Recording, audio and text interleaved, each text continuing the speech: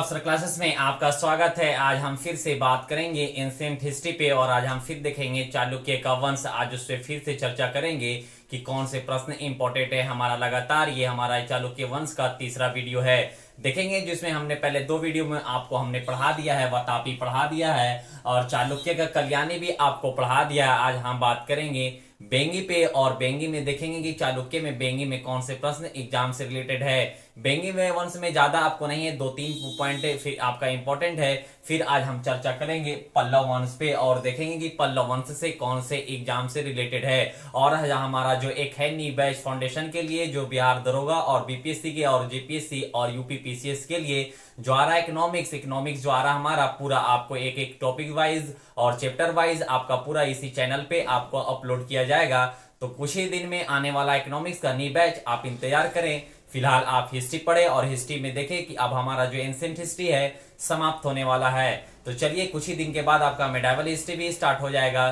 फिलहाल देखेंगे आपका जो चालुक्य वंश में आज हम चर्चा करेंगे बेंगी पे, उसमें देखेंगे कि बेंगी में कौन से प्रश्न एग्जाम से रिलेटेड है। चलिए देखते हैं, देखेंगे हमारा जो डेट है चालुक्य वंश का आपको पता होगा 550 ईस्वी से लेकर 757 ईस्वी जो हमारा किसका है, तो बेंगी चालुक्य का है। चालुक्य वंश का क्या पीरियड है, क्या काल है, तो इसे ध्यान में रखेंगे। जो ये काल है आपको 2-3 बार हम रिपीट करा दिया, आज फिर से एक बार ध्यान में रखेंगे कि 550 ईस्वी से लेकर 757 ईस्वी तक है। इस डेट को याद रखेंगे क्योंकि कई सारे एग्जाम में इस काल को पूछ देता है। तो चलिए फिर देखेंगे आज हमारा क्या है बेंगी का चालुक्य जो इंपॉर्टेंट है। इससे 2 ही 3 पॉइंट बनता है, ज्यादा नहीं बनता है एग्जाम से रिलेटेड। तो 2-3 पॉइंट को देख लेते हैं ताकि कोई भी एग्जाम में हमें प्रॉब्लम ना हो।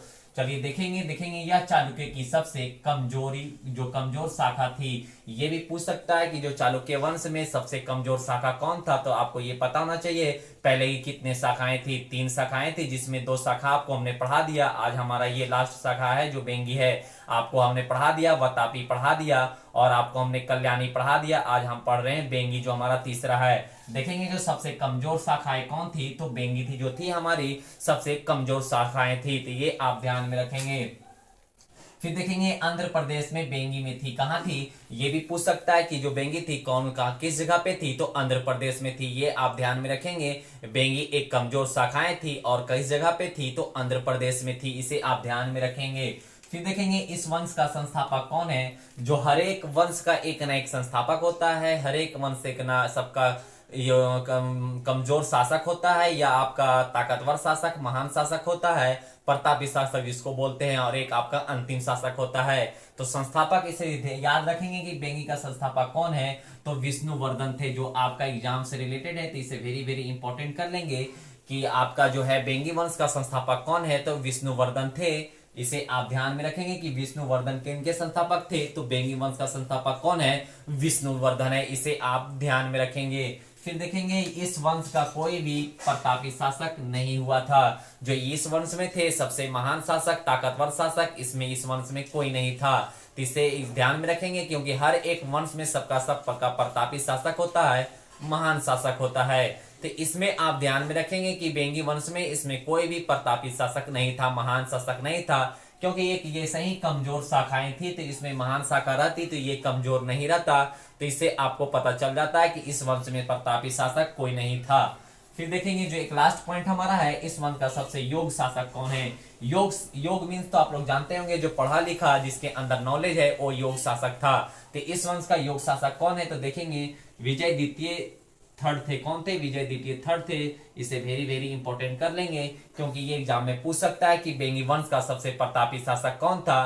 तो बेंगी वंश का सबसे प्रतापी शासक विजय द्वितीय थर्ड थे, जो तीसरा बोलते हैं विजय द्वितीय थर्ड थे। इसे ध्यान में रखेंगे। इसे मुख्य 2 ही प्रश्न इंपॉर्टेंट है, एक आपका वेंगी वंश का संस्थापक विष्णुवर्धन और एक आपका जो वेंगी वंश का सबसे प्रतापी शासक कौन है, विजय द्वितीय जो थर्ड थे। इसे आप ध्यान में रखेंगे। फिर देखेंगे जो आपका है पल्लव वंश पे आज चर्चा करते हैं। फिर देखेंगे कि पल्लव वंश में कौन से प्रश्न एग्जाम से रिलेटेड है। देखेंगे पल्लव वंश, इस वंश की राजधानी कहाँ थी, तो कांची थी। इसे ध्यान में रखेंगे कि इस वंश का राजधानी कहाँ है, तो कांची है। फिर देखेंगे इस वंश के संस्थापक कौन थे, तो सिन्हा विष्णु थे। इस वंश के संस्थापक कौन थे, तो सिन्हा विष्णु थे। इसे भी ध्यान में रखेंगे क्योंकि कई सारे एग्जाम में आपका जो संस्थापक पूछते रहता है। तो इसे जो पल्लव वंश है इसमें भी 2-3 पॉइंट ऐसे हैं जो एग्जाम से डायरेक्टली आपका एग्जाम में आता है, तो इसे ध्यान में रखेंगे कि इस वंश का संस्थापक कौन था। सिनो विष्णु थे। कौन थे? सिनो विष्णु थे जो पल्लव वंश के संस्थापक थे। फिर देखेंगे आप इस वंश का अगला शासक कौन है। महेंद्र वर्मन था। कौन था? महेंद्र वर्मन था। पल्लव वंश का संस्थापक कौन है? तो महेंद्र वर्मन था जो कौन? पल्लव वंश का संस्थापक है। इसे आप ध्यान में रखेंगे। जिसे वातापी का चालुक्य शासक या पुलकेशिन थर्ड कहते हैं। किसे कहते हैं? पुलकेशिन द्वितीय कहते हैं, थर्ड नहीं। इसे ध्यान में रखेंगे कि जो महेंद्र वर्मन था जिसे हम लोग क्या कहते हैं, जिसे वातापी का चालुक्य का शासक पुलकेशिन द्वितीय को माना जाता है, तो इसे ध्यान में रखेंगे। पराजित कर दिया था कौन? पुलकेशिन द्वितीय ने महेंद्र वर्मन को पराजित कर दिया था, इसे ध्यान में रखेंगे। फिर देखेंगे इस वंश का अगला शासक कौन है, तो नरसिंहा वर्मन था। कौन था? नरसिंहा वर्मन जो थे पल्लव वंश का अगला शासक बना कौन? नरसिंहा वर्मन।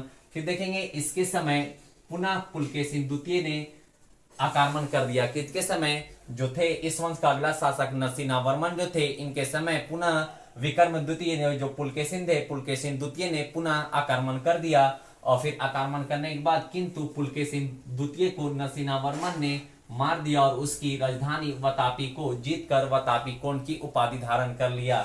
तो ये ध्यान में रखेंगे कि इस वंश का जो पूछेगा आपका कि वातापी कोण का उपाधि धारण किसने किया और क्यों किया, एग्जाम में आपको ये पूछेगा, तो इसे वेरी वेरी इंपॉर्टेंट कर लेंगे, मान लेंगे इस लाइन को वेरी वेरी इंपॉर्टेंट कि वातापी कोण को उपाधि किसने धारण कर लिया और क्यों धारण किया, इसे आप ध्यान में रखेंगे। तो ये आप ध्यान में रखेंगे कि नरसिंहा वर्मन के इसके समय जो पुनः थे पुलकेशिन द्वितीय ने आक्रमण किया था, किंतु पुलकेशिन द्वितीय ने नरसिंहा वर्मन को मार दिया और उसको मारने के बाद उसकी राजधानी जो थी वातापी को जीतकर वातापी कोण की उपाधि धारण कर लिया। तो ये पूछेगा आपसे कि वातापी कोण का उपाधि धारण किसने कर लिया, तो ये ध्यान में रखेंगे नरसिंहा वर्मन जो थे वातापी को जीतकर वातापी कोण की उपाधि धारण कर लिया। तो ये ध्यान में रखेंगे कि वातापी कोण की जो थे उपाधि धारण किसने कर लिया, तो नरसिंहा वर्मन ने कर लिया। फिर देखेंगे अगला जो मुख्य पॉइंट है हमारा, इस वंश का अगला शासक कौन है, तो नरसिंहा वर्मन द्वितीय थे। कौन थे? इस वंश का फिर अगला शासक कौन बना? नरसिंहा वर्मन द्वितीय बना। इसे ध्यान में रखेंगे। वातापी कोण को जीतकर नरसिंहा वर्मन ने जीते थे और फिर इस वंश को अगला शासक कौन बना? नरसिंहा वर्मन द्वितीय बना।